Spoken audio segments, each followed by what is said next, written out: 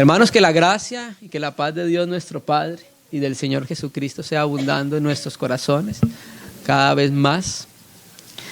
Cuando nosotros nos acercamos a las Escrituras y empezamos a conocer el propósito de Dios, palabra que aparece en Efesios, el propósito eterno de Dios, empezamos a considerar la palabra integralmente, nos vamos a dar cuenta que hay dos palabras centrales en el propósito y en el desarrollo de Dios para con el hombre, que son la palabra economía y la palabra edificación, ¿sí? Hoy vamos a considerar muy brevemente, no va a ser un estudio exhaustivo, muy brevemente, algunos aspectos relacionados con lo que Dios se propuso con el hombre cuando lo creó, ¿sí? Hemos dicho muchas veces que Dios no creó el hombre para salvarlo. Cuando Dios crea al hombre no tenía de qué salvarlo, porque el hombre no se había perdido. Él creó el hombre con un propósito mucho más sublime, ¿sí? Y ese propósito mucho más sublime, sobre todo el apóstol Pablo en sus epístolas, lo llama de esta manera, la oikodomeo, que traduce en español la edificación. Entonces, cuando nosotros nos acercamos a la palabra, nos damos cuenta que Dios mismo enfatiza a través de los apóstoles y los profetas en este aspecto que es la edificación de la iglesia. Y sé que hemos leído este texto en Efesios que dice así, la edificación del cuerpo de Cristo, ¿sí? Entonces vamos a mirar unos aspectos de lo que es la edificación, lo que no es la edificación, las luchas que hay en la edificación y uno de los propósitos de la edificación, que naturalmente tiene que ver con el Espíritu Santo. Vamos a leer 1 Corintios 14, versículo 26. El contexto de este capítulo, lo pueden ver, 1 Corintios 14, los que tenemos Reina y Valera 60, dice hablar en lenguas. El apóstol Pablo empezó a decir a los hermanos y a enseñarles que estaban extralimitando con los dones que Dios les había dado y empezaron a colocar el don de lenguas por encima del don de la profecía. Y Pablo entonces empieza a sentar un precedente, a colocar los pies sobre la tierra a los hermanos y les dice, es mayor el que profetiza que el que habla en lenguas, porque el que profetiza cumple lo que Dios quiere, ¿qué? La edificación de la iglesia. ¿Listo? Entonces, en ese contexto llegamos al versículo 26. ¿Qué hay pues, hermanos, cuando os reunís cada uno de vosotros? ¿Tiene salmo, tiene doctrina, lengua, tiene revelación, tiene interpretación? Y termina diciendo el texto, hágase todo para... Entonces, cuando nosotros nos reunimos, inicialmente la iglesia en Corintios, cuando se reunía, Pablo los exhorta a que tuviesen un mismo sentir y un mismo propósito. ¿Cuál es? Buscar la edificación a través de los dones que Dios ha dado al cuerpo de Cristo. La Escritura dice muy claramente a través de Pedro que cada uno debe poner al servicio de los demás, ¿qué? El don que recibió del Señor. Entonces, el Espíritu Santo cuando viene al cristiano da dones y con esos dones es que la iglesia se va a edificar, independientemente que sea el don que Dios ha dado. Cualquiera que fuese el don va a servir para que la iglesia sea edificada, que eso es lo que vamos a mirar. Entonces, todo lo que nosotros vamos a hacer en la casa de Dios, siempre debemos tener un corazón muy, muy claro, una percepción muy clara, que lo que vayamos a hacer se vaya en pos de la edificación de la iglesia. Si no edifica, no conviene. Pablo lo dice, todo me es lícito, pero no todo me va a edificar. Entonces nosotros debemos percibir lo que el Señor ha dado a la iglesia para ponerlo al servicio de los demás, y cuando lo colocamos al servicio de los demás, vamos produciendo lo que Dios quiere. ¿Quién? Un edificio. ¿Para qué es un edificio? ¿Para qué es una casa? Para morar. Hermano, pero Dios mora en nosotros por el Espíritu Santo que nos ha sido dado. Amén. Pero recuerde lo que dice la Escritura también en Efesios 3:14 en adelante. Para que Cristo habite por la fe en vuestros corazones. Ahí tenemos un aspecto que el Espíritu Santo está trabajando para llenar completamente nuestro ser, hermano. Inicialmente vino nuestro espíritu, amén. El que se une al Señor, un espíritu es, ¿cierto? Pero el Señor es, decimos nosotros que Jesucristo es el Señor, ¿sí? Y es así, Pero cuando la Biblia habla del Kyrios, está hablando que es el dueño absoluto de todas las cosas y que es el amo. Y veo que hay partes en nuestra vida que aún no le hemos entregado al Señor, en las cuales Él necesita venir a morar. Por ejemplo, para que me entiendan, supongamos que esta casa es nuestro corazón y el Señor habita aquí porque ya vino a morar en nuestra casa y habita acá en la sala. Pero resulta que aún tenemos las llaves de este cuarto y no se las hemos entregado al Señor. Entonces el Señor lo que va a hacer a través de su trabajo es que va a tener las llaves para que pueda entrar a cualquier lugar de la casa. A eso se refiere entonces cuando Pablo habla en Efesios 3, para que Cristo habite por la fe en nuestro corazón. Todo lo que hacemos entonces debe ir en pos de la edificación de la casa de Dios, porque el Hijo de Dios nos ha dicho: mi Padre hasta ahora trabaja y yo trabajo. ¿Cuál es su trabajo? No es en el trabajo de la redención. Sí, Cristo sigue salvando personas, pero ellos están trabajando en algo mucho más sublime, que eso es lo que vamos a considerar un aspecto en el día de hoy. Vamos a leer Timoteo. Primera de Timoteo, capítulo 2, versículo 4. Entonces, dijimos que todo tenía que hacerse para edificación. Entonces aquí es donde entramos a considerar esta palabra griega muy importante en la economía de Dios. Oikodome es una palabra compuesta. Oikos, casa, y demos significa construir. Traduciendo con esto, constructor de una casa. Pero en las escrituras, cuando vemos nosotros este lenguaje, lo usa metafóricamente, hablando acerca de la construcción de matices eclesiológicas. O sea, tiene que ver con la edificación de la casa de Dios. Nosotros no estamos edificando un edificio terrenal, estamos edificando un edificio celestial, hermanos, ¿cierto? Entonces, esta palabra va a ser muy importante en el desarrollo del plan de Dios para con nosotros los hombres y para con la iglesia. Vamos a leerlo desde el 1, para tomar el contexto y no tomar el texto aislado. Primera Timoteo 2, capítulo 2, versículo 1. Exhorto ante todo que se hagan rogativas, oraciones, peticiones y acciones de gracia por todos los hombres, por los reyes y por todos los que están en eminencia. ¿Para qué entonces Dios pide a los cristianos que oremos por los reyes y oremos por los que están en eminencia? Mire, para que vivamos quieta y reposadamente en toda piedad y honestidad, porque esto es bueno y agradable delante de Dios nuestro Salvador. O sea, es bueno que nosotros, como parte del cuerpo de Cristo, oremos por nuestros gobernantes, oremos por los que están en eminencia, porque esto agrada al corazón de Dios. Dios no nos mandó a rebelarnos en contra del gobierno. Dios lo que nos mandó fue a orar por nuestros gobernantes, ¿sí? Porque esto es bueno y agradable delante de Dios nuestro Salvador. Entonces, como Dios es el Salvador, Él quiere algo. Aquí conocemos entonces un aspecto de la voluntad de Dios. ¿Cuál?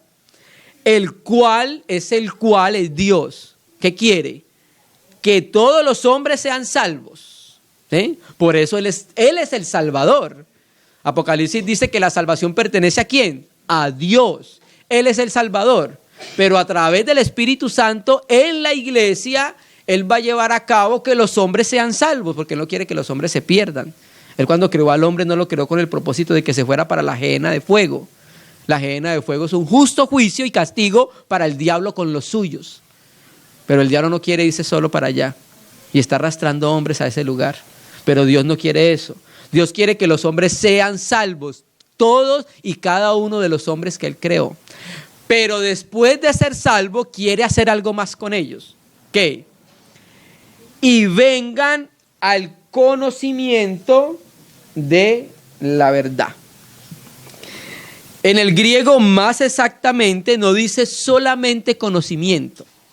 Los que tienen la Biblia textual pueden leerlo y traduce que vengan al pleno conocimiento. El texto griego dice epignosin, viene de epignosis y es una palabra compuesta. Epi es una preposición que significa arriba y noxis es conocimiento. Traduciendo con esto un pleno conocimiento o un conocimiento preciso. Entonces Dios quiere salvar a los hombres y después de salvarlos, ¿qué quiere hacer con ellos? Llevarlos a un conocimiento preciso ¿de qué? De la verdad. Ahora, Jesucristo mismo dijo algo en Juan 14. Yo soy el camino y yo soy la verdad. Y Juan 17:3 dice, y esta es la vida eterna. ¿Qué? Que te conozcan a ti, el único Dios verdadero. Pero ¿a quién más tenemos que conocer? A Jesucristo, al que el Padre envió. Entonces el conocimiento, el pleno conocimiento o el conocimiento preciso de la verdad es el conocimiento más transparente y cristalino de quién es Jesucristo. Una percepción en el interior más clara de quién es el Hijo de Dios. Mira lo que pasaba con Juan el apóstol. Mire cómo Juan conocía y percibía en su interior cómo era Jesucristo. Si a nosotros nos preguntaran cómo fuera Jesucristo, ¿cómo lo hubiéramos descrito? Un hombre alto, ojos de tal color, ayudaba a los enfermos, hacía milagros, ¿cierto? Pero cuando Juan da testimonio de él, ¿sabe qué dice? Mire cómo percibía él, lleno de gracia y de verdad. ¿Cómo tenía esa percepción interior de quién era Jesucristo? Y era porque Juan había conocido interiormente, no en la mente, quién era el Hijo de Dios. Y la edificación también consiste en conocer más claramente quién es nuestro Señor, para rendirnos a Él, para darle honor a Él, para entregar nuestra vida a Él. ¿Sí? Entonces Dios quiere salvar a los hombres y después de salvarlos, quiere edificarlos, llevarlos a un conocimiento desde arriba de quién es el Hijo de Dios. Pero resulta y pasa algo, que cuando conocemos al Hijo de Dios, conocemos a toda la Trinidad. ¿Por qué? Porque a Dios nadie le vio jamás. El monógenes Teo, el Dios unigénito, ¿qué hizo? Lo exegetó. O sea, el Hijo de Dios reveló y nos mostró cómo es toda la deidad. Cómo es el Hijo eterno de Dios, cómo sería el Espíritu Santo y cómo sería el Padre. El Hijo es una clara revelación de cómo sería Dios en la tierra. Al acercarnos nosotros a Él y conocerlo, vamos siendo edificados. Vamos conociendo a Dios desde lo alto, hermano. Nosotros aquí estamos en esta tierra para cumplir el propósito de Dios. Es conocer. El Señor a través de Pablo dice, el sabio no debe alabarse, sino en conocerme y entenderme.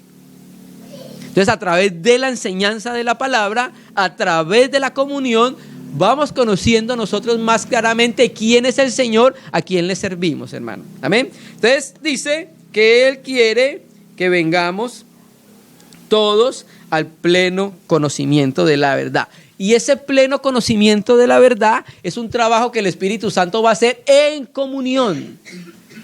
Yo individualmente no voy a conocer plenamente cómo es Dios. Eso lo vamos a conocer en comunión. Mira lo que dice Efesios, un texto muy conocido, Efesios 4. Versículo, vamos a leerlo desde el 8. Efesios 4, versículo 8. Aunque el contexto empieza en el versículo 9, pero quiero leer desde el 8. Por lo cual dice, subiendo a lo alto, llevó cautiva la cautividad y dio dones a los hombres. 9. Y eso de que subió, ¿qué es sino también que había descendido primero a las partes más bajas de la tierra? El que descendió es el mismo que también subió por encima de todos los cielos para llenarlo todo. Y él mismo, ¿cuál es el mismo? El que descendió y el que subió, y él mismo constituyó. La Biblia textual y el interlineal no dice constituir, sino dio, dar.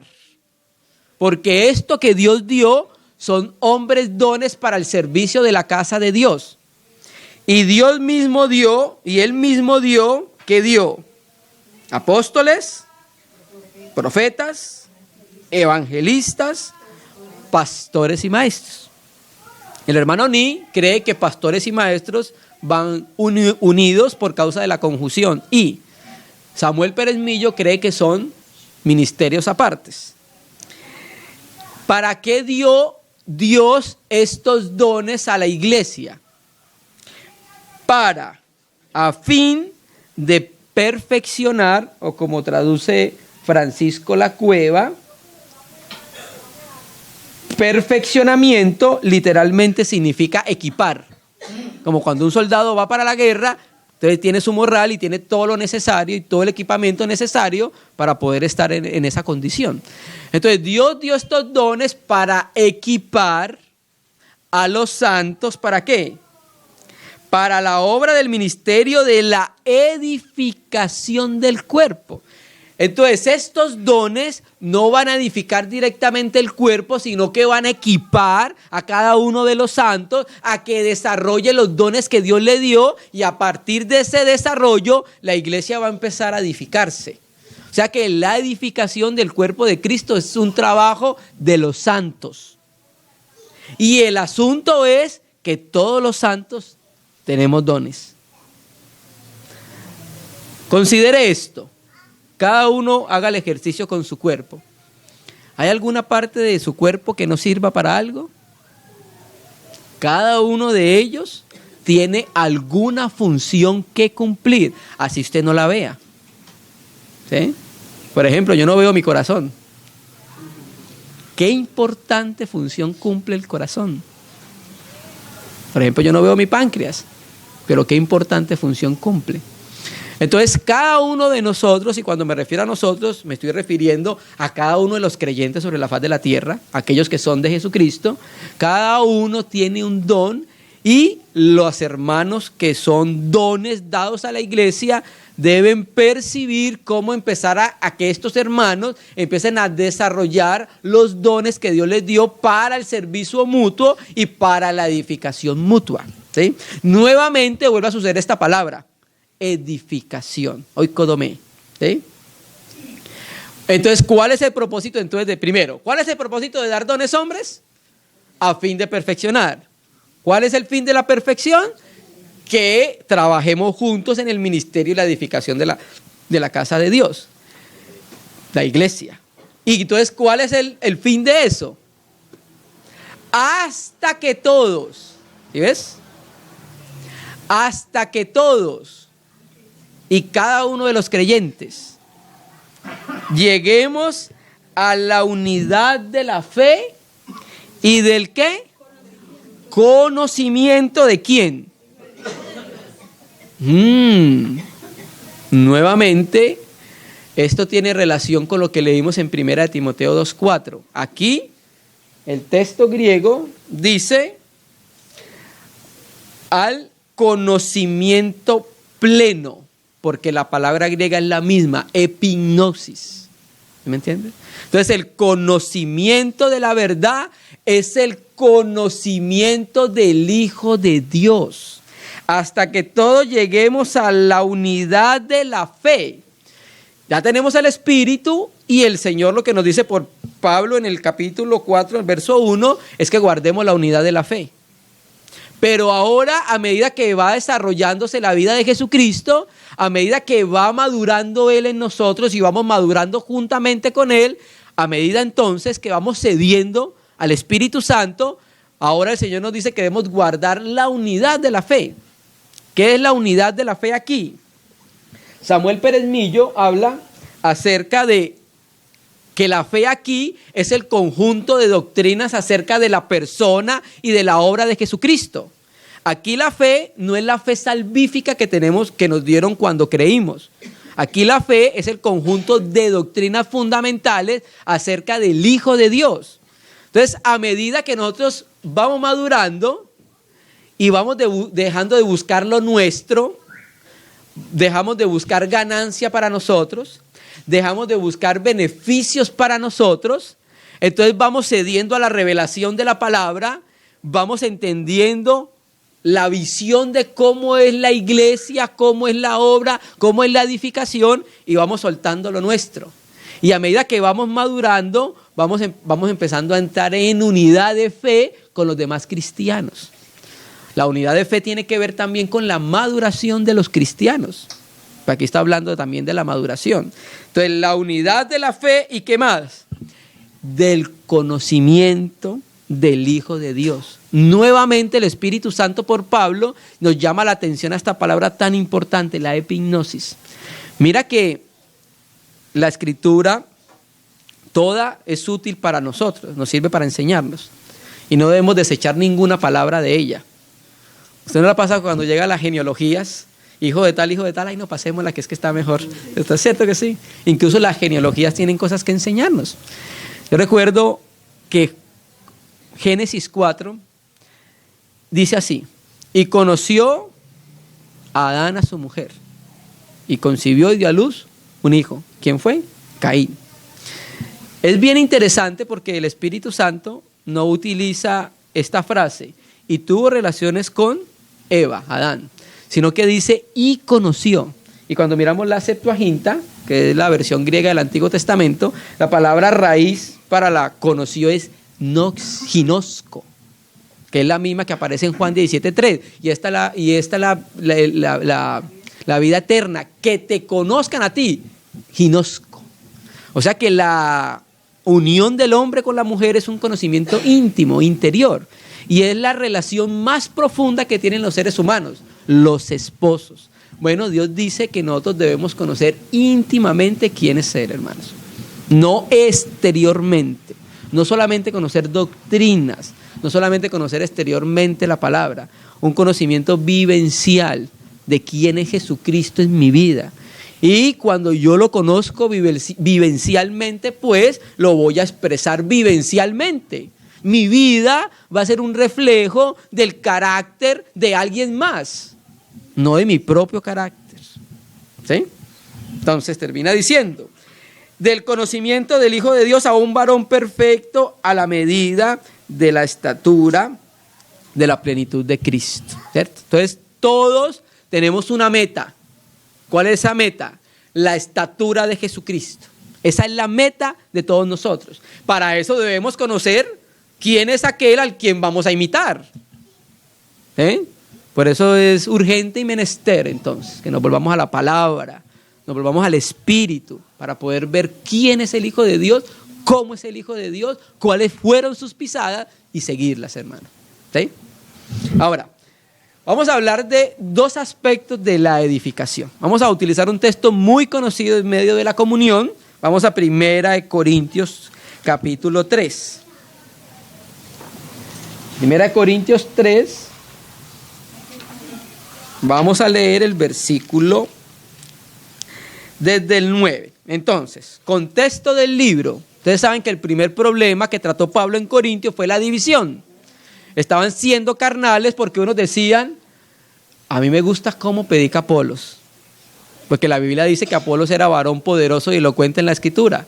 Entonces, Apolos predicando, entonces los hermanos quedaban fascinados con la predicación de Apolos.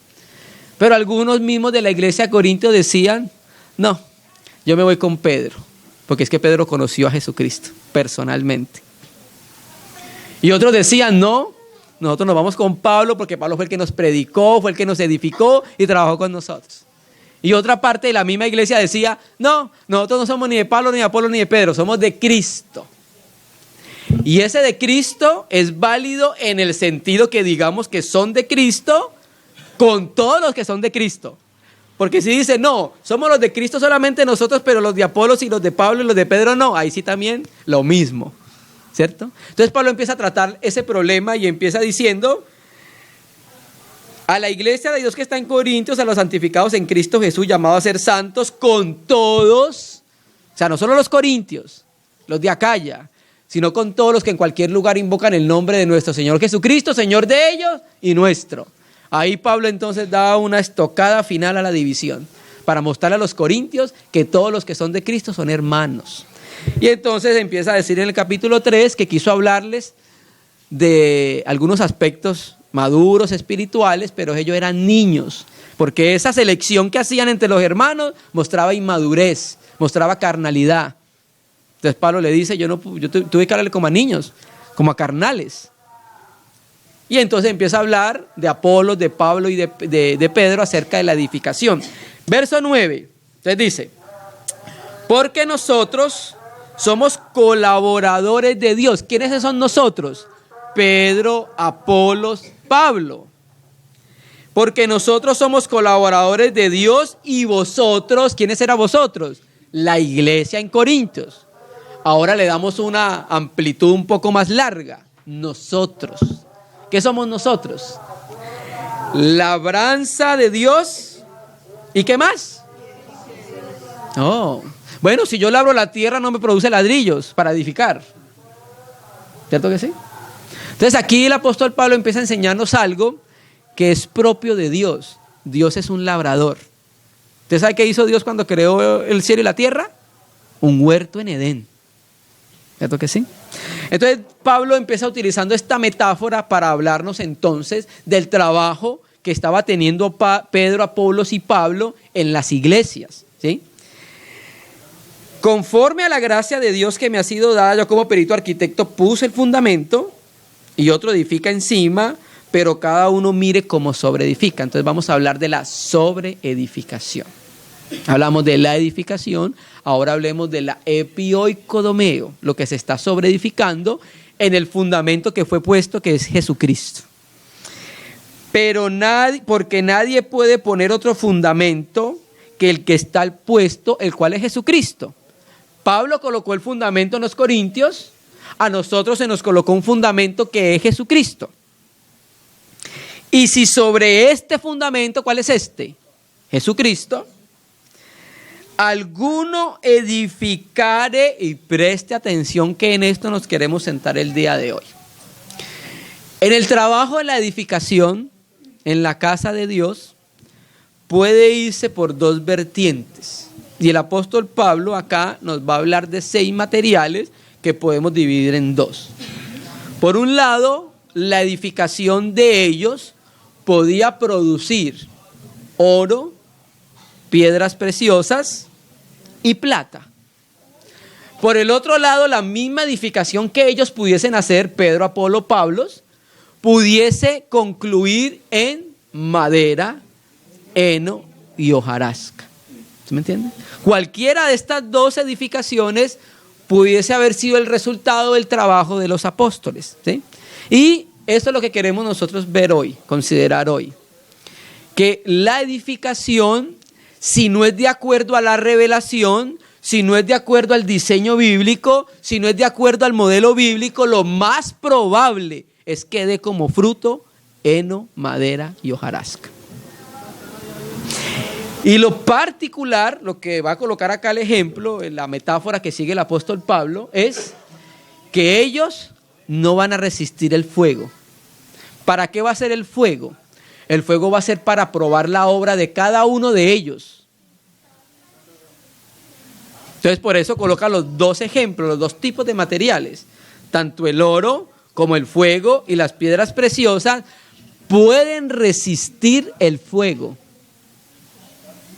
Pero coloque la madera, coloque el heno y la hojarasca en el fuego. ¿Qué va a suceder? Como tamo que lleva el viento. ¿Sí me entiendes? Entonces, vamos a mirar que lastimosamente por causa de los hombres y el diablo, existe otra edificación que está colocándose al lado del edificio que Dios está edificando. Por ejemplo, cuando nosotros decimos en Gálatas 1, donde dice Pablo que me asombro, voy a leerlo desde el griego, va a sonar un poco en desorden. Me asombro de que así rápidamente, Gálatas 1:6, estés desertando de que lo llamó por la gracia de Cristo a un evangelio diferente. No que es otro, sino que hay algunos que perturban y os quieren tergiversar el evangelio de Cristo. Pero incluso si nosotros, un ángel del cielo, predicase un evangelio junto al que hemos predicado. Ya vimos nosotros en el estudio que estamos haciendo de la epístola a los Gálatas que hay un único evangelio, el que estaba hablando Pablo, y era el que daba justicia por la fe. Los judaizantes estaban diciendo que había otro evangelio que daba justicia por las obras. Entonces Pablo dice, en el griego da a entender que como si la predicación del evangelio al lado se predicase otro evangelio contiguamente, que es el falso evangelio. De la misma manera, Dios está edificando una casa y la casa debe ser reconocida porque tú vas a ver, por ejemplo, digamos la edificación del templo de Salomón, que creo que es a lo que está refiriendo Pablo. Entonces la edificación tú la veías y tenía unas características. Lo mismo, la edificación de la casa de Dios se reconoce porque en ella hay oro, plata y piedras preciosas. Y piedras preciosas, plata y oro no es el producto de nuestro trabajo. El producto de nuestro trabajo, ¿sabe qué es? Heno, madera y hojarasca. ¿Sí? Si tú miras estos elementos, uno se consigue en el fondo de la tierra y el otro se consigue muy por encima. Tú no necesitas cavar, hacer mucho esfuerzo para encontrar heno, para encontrar madera o hojarasca. Pero en cambio las piedras preciosas son un producto de la presión dentro de la tierra, hermanos. ¿Sí? Entonces, vamos a hablar muy rápidamente de dos edificaciones.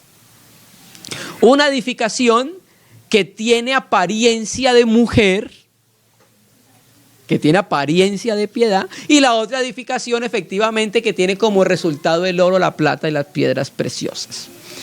La primera vez que en la Biblia aparece la palabra edificación, lo que pasa es que en Reina y Valera 60 no se ve, pero si usted lee desde el hebreo, incluso desde el griego del Antiguo Testamento, cuando dice, y hizo Dios a la mujer, Génesis 2:22, trajo a la mujer y hizo la mujer y se la trajo a Adán. Esa palabra hizo, en el hebreo, la raíz es baná. Baná significa construir. Y Casiodoro de Reina en la Biblia del Oso traduce, y edificó Dios una mujer. Y en la Septuaginta, en el griego, la palabra raíz es oikodomeo. En el griego dice literalmente oikodomesen, que significa edificar. Entonces Dios está edificando una mujer. Estamos hablando de una metáfora, ¿sí? Porque, por ejemplo, Dios ve a la iglesia como una mujer que es un edificio. Vosotros sois labranza de Dios, vosotros sois el edificio de Dios. O sea, somos la labranza en la cual Dios está trabajando, que somos buena tierra, la parábola del sembrador, la última semilla que cayó en buena tierra y dio fruto. Somos una buena tierra que Dios nos sembró a Cristo, pero Cristo debe producir fruto en nuestra vida. Cristo no es infértil, no es improductivo, es muy productivo, ¿cierto? Porque en Él están las riquezas. Por ejemplo, como leímos en la reunión el jueves, por ejemplo, la tierra prometida, Deuteronomio 8 da la descripción de cómo era la riqueza de la tierra prometida. Pero también dice que no somos labranza, somos ¿qué más? Un edificio de Dios también. Entonces, así como Eva era un edificio, la edificación de Dios, para traérsela al hombre, de la misma manera la iglesia es una edificación, ¿sí? Estamos hablando metafóricamente, porque cuando yo presento a mi esposa no la presento como mi edificio, ¿cierto? Le presento el Hotel Estelar de Cartagena, el segundo edificio más grande de Colombia, ¿cierto? Entonces Dios está hablando metafóricamente, ¿sí? Entonces vamos a ver estas dos edificaciones.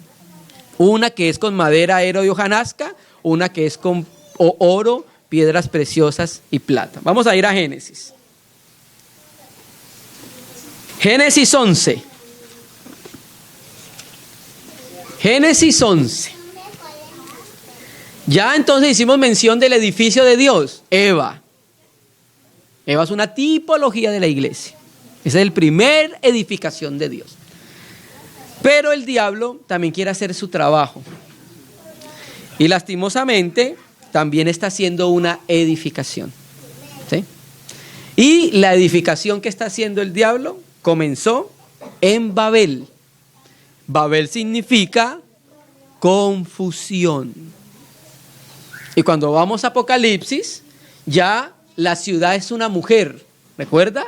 Apocalipsis 17 y 18, la gran ramera. Una mujer que se llama Babilonia. ¿Cierto que sí? Y esa mujer hace algo, da a beber vino. Con el vino embriaga. Y el problema es que hay hijos de Dios embriagados con el vino de Babilonia. Ya lo vamos a ver al final. Entonces, por eso vamos a hablar de las 2 edificaciones: madera, heno y hojarasca. Génesis 11.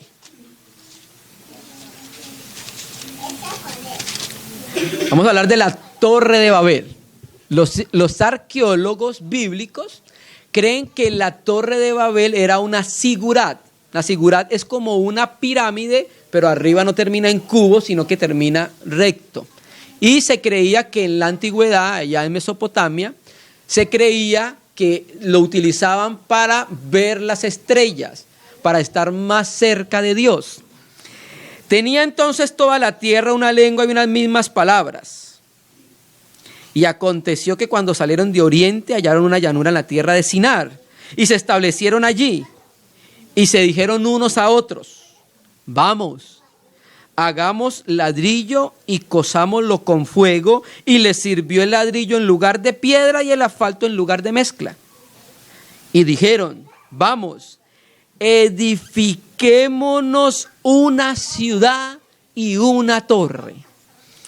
La palabra griega en la Septuaginta para edifiquémonos acá, 11:4, oikodomesomen, que es raíz de oikodomeo.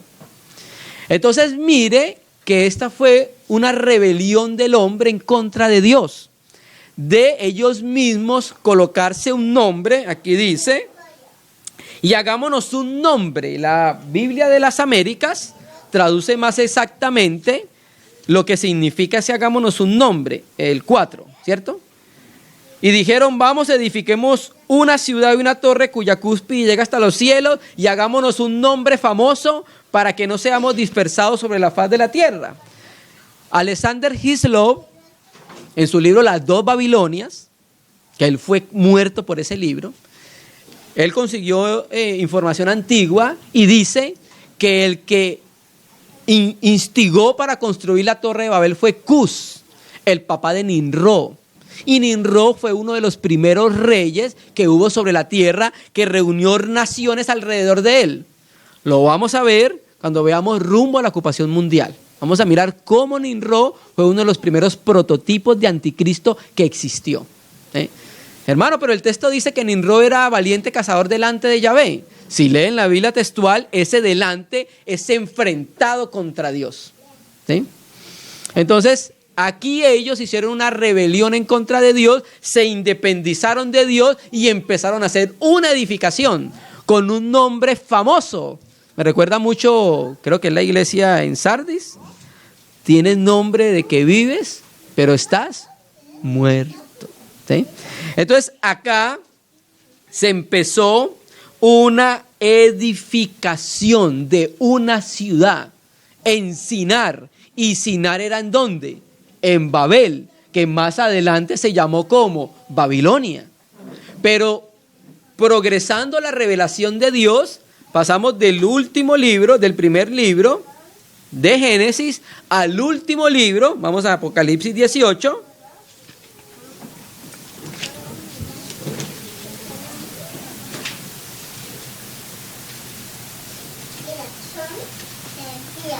Apocalipsis 18 nos va a mostrar que ese edificio, por decirlo así, siguió a través de los siglos y las edades. Se siguió edificando una mujer, Babilonia. Y esa mujer tiene que ver con muchos aspectos. O sea, no queremos entrar a una exégesis de Apocalipsis 17 ni 18, pero queremos decir algo. Entre los muchos aspectos que tiene que ver la mujer, tiene que ver con un aspecto religioso. Es un edificio que no está edificado de acuerdo al modelo de la Biblia. Es un edificio que no está edificado de acuerdo al corazón de Dios. Es un edificio que los hombres están edificando, no Dios. Dios está fuera de esa edificación.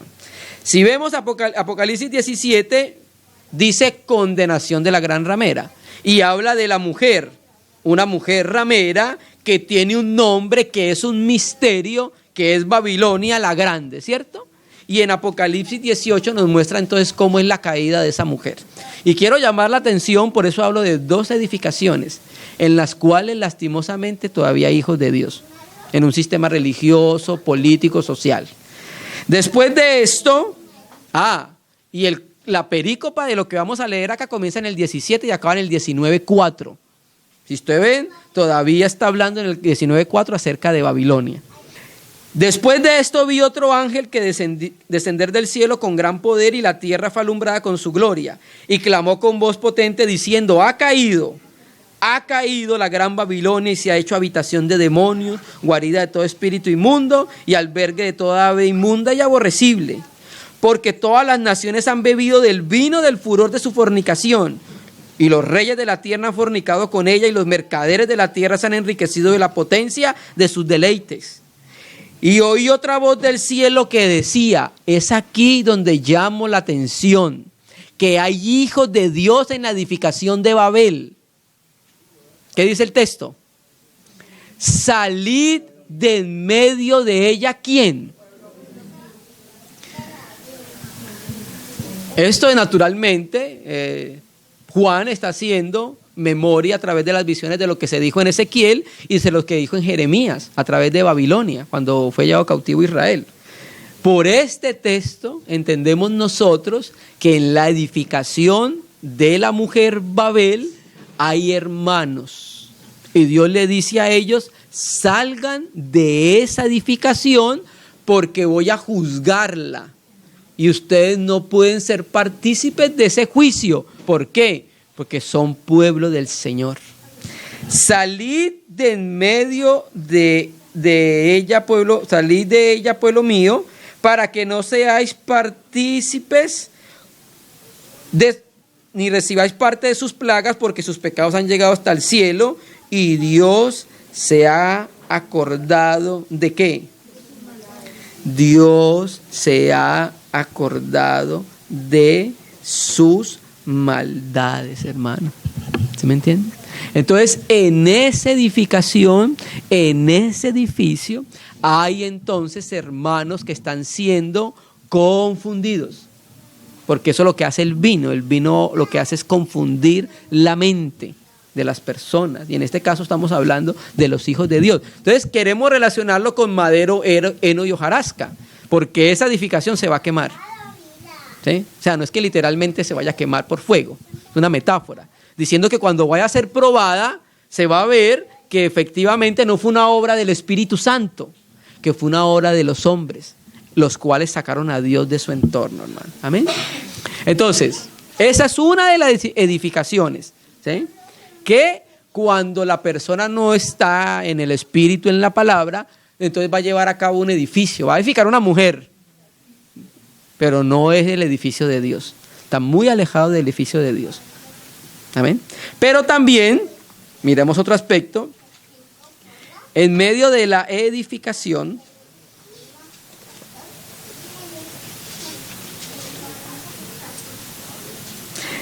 también en medio de la edificación legítima, vamos a pasar al otro aspecto, ya miramos este aspecto de la edificación de heno, madera y hojarasca.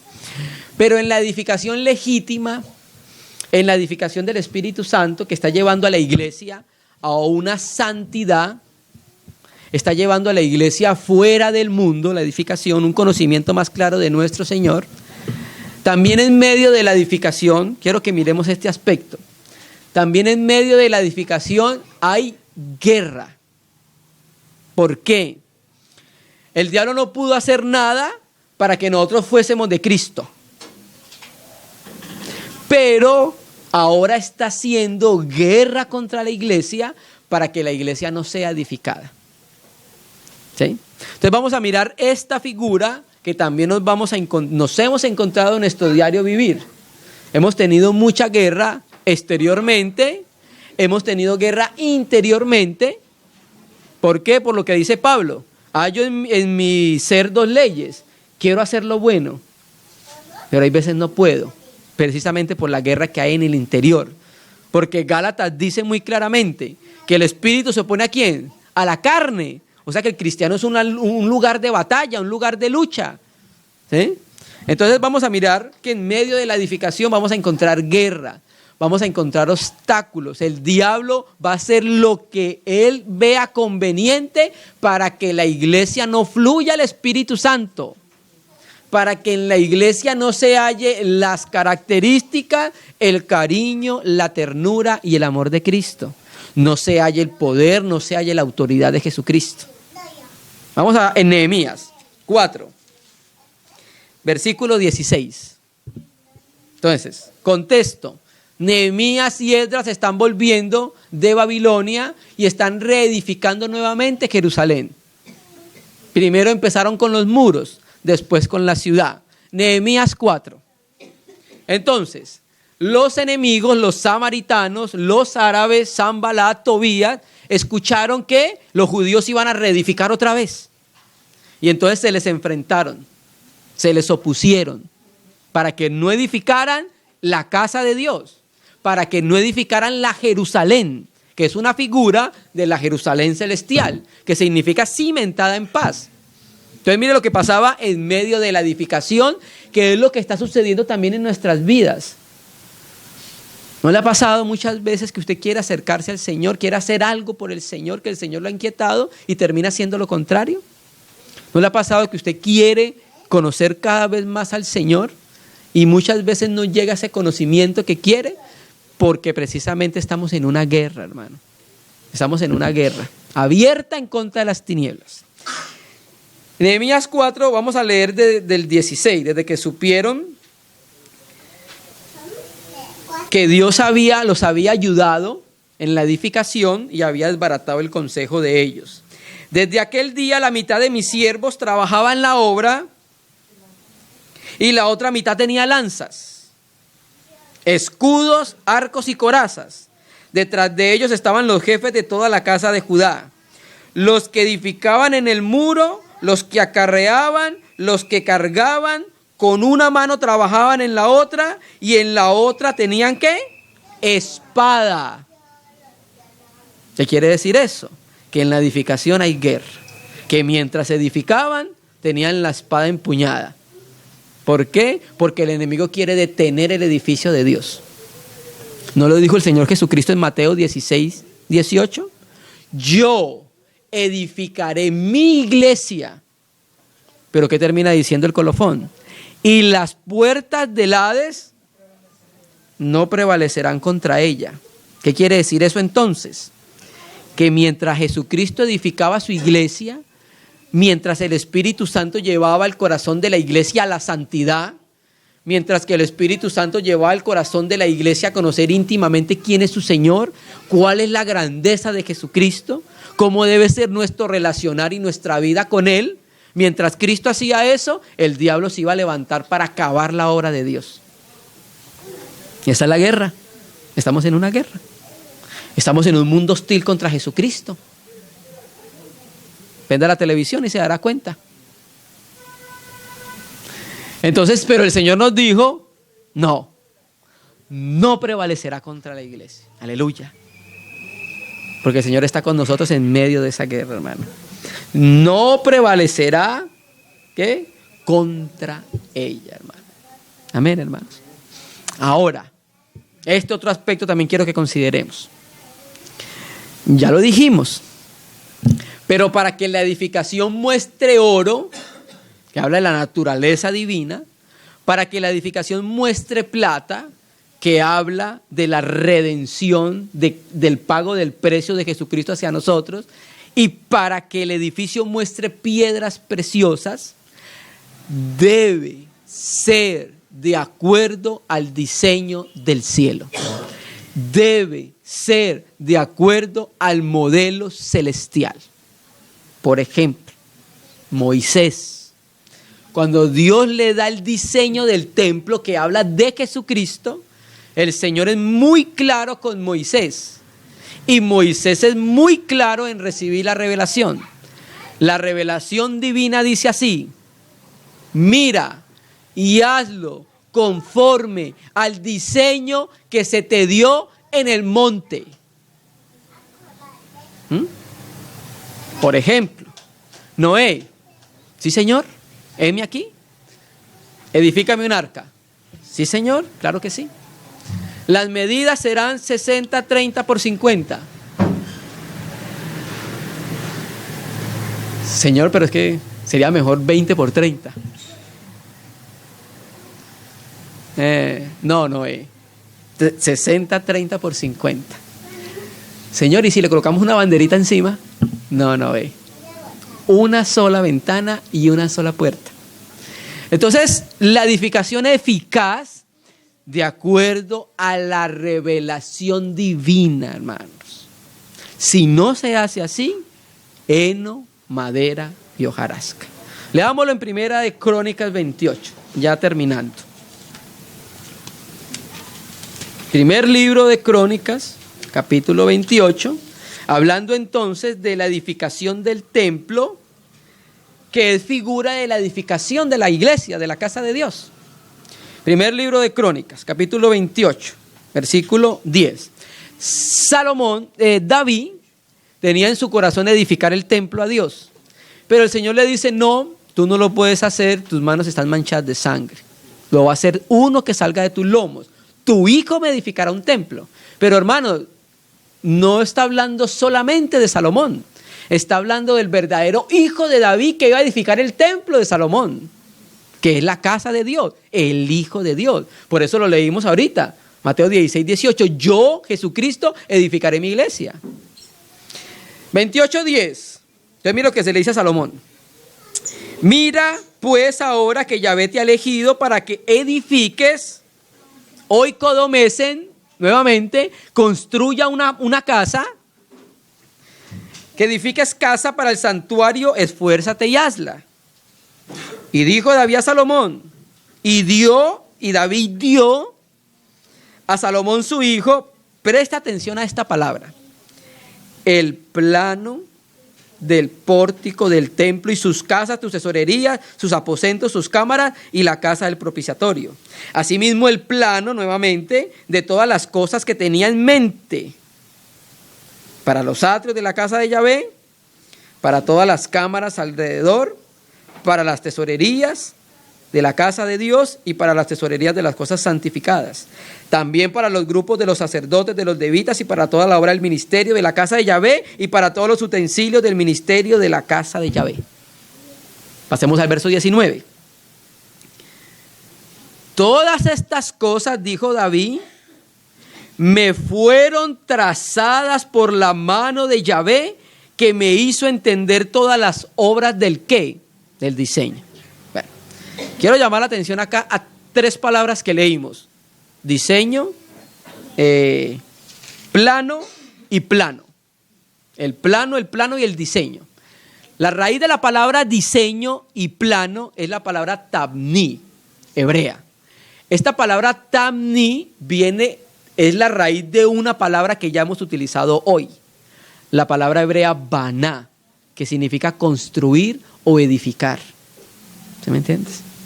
Entonces, David tuvo el diseño de la casa de Dios con sus medidas de acuerdo a una revelación de Dios. Dios fue el que le hizo conocer la revelación.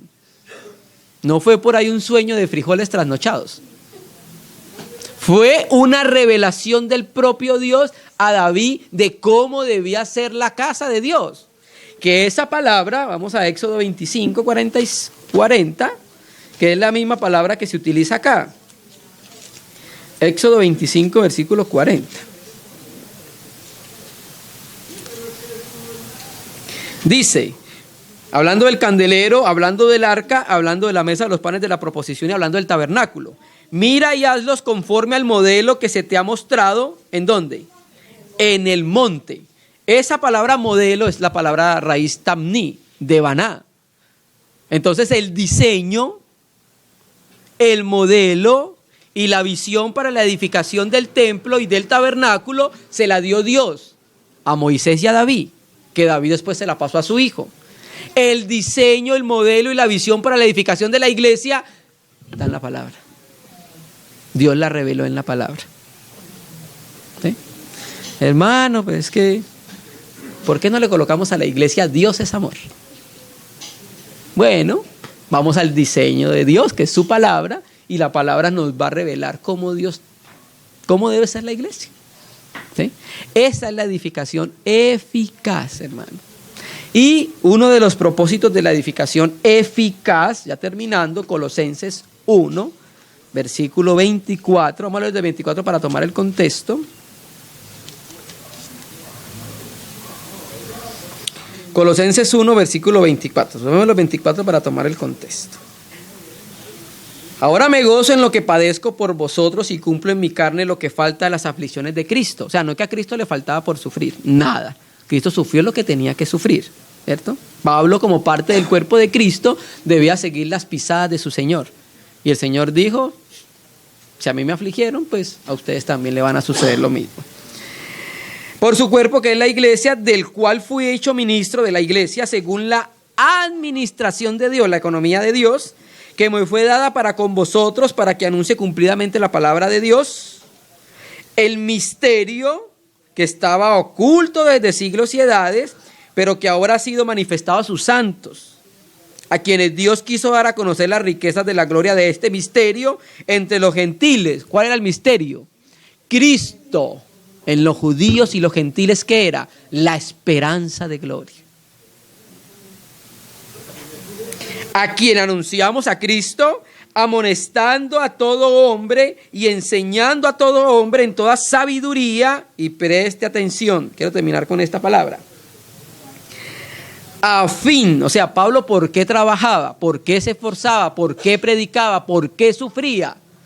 Porque él tenía un propósito en su corazón. ¿Cuál era? Fin. Y ese fin es la meta, la finalidad.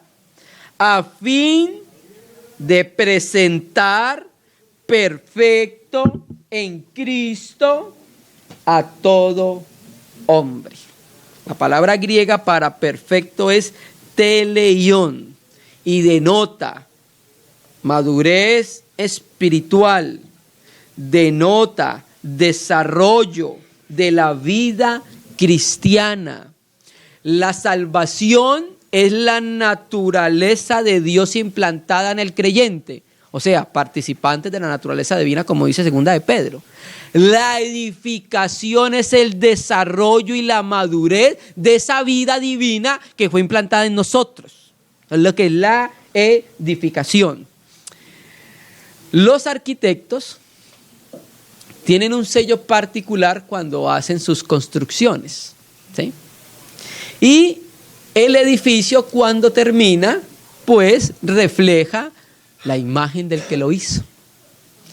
De la misma manera, el edificio que Dios está haciendo debe tener un sello, una señal y una impronta.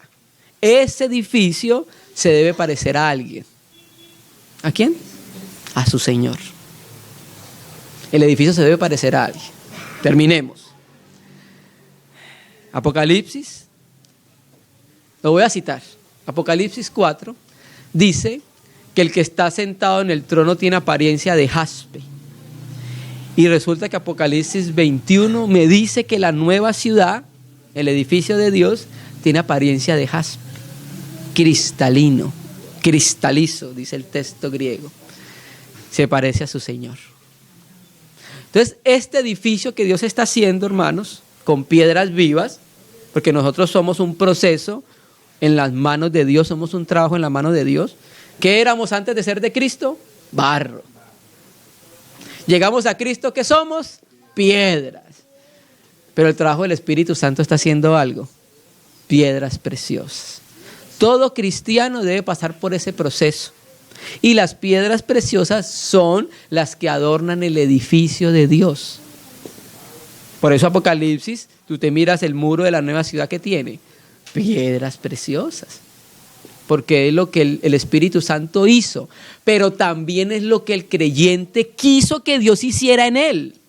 Porque hay creyentes inmaduros. Porque no quieren que Dios los madure. Quieren quedarse en su condición de inmadurez y niñez espiritual. Egoístas, no sirven, no aman, no conocen a su Señor. ¿Es culpa de Dios? No. es culpa del corazón del hombre. Si alguien se va para el infierno, ¿es culpa de Dios? No.